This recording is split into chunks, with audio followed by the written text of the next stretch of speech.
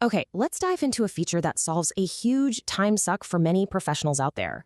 So many pros know exactly what to inspect, but just don't have time to build the checklist. See, the problem isn't the knowledge, it's the time it takes to turn that into a usable tool.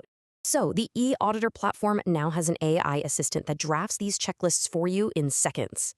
The whole point? You never have to stare at a blank screen and start from scratch again. But how does it actually work in the real world, say on a noisy construction site?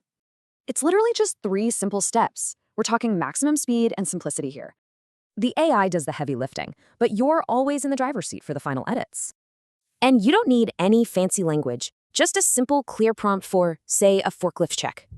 Or you could get more specific, like a compliance audit for a hotel pool, no problem.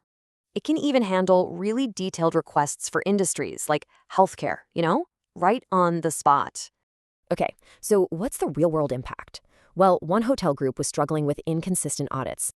So they used a detailed prompt to create one single standard for all 12 of their properties.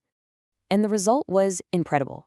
A 70% drop in the time supervisors spent just editing templates. The speed is just wild.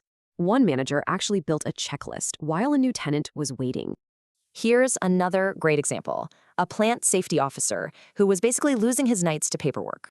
He just typed in a prompt for a vital lockout/tagout audit. Bam, a 12-item list appeared.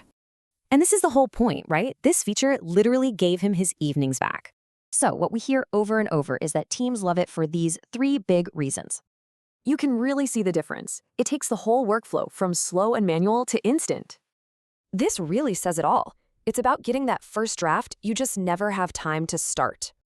At the end of the day, this is all about making work lighter and honestly more human. So it really just leaves you with one question. What could you do with all that time back?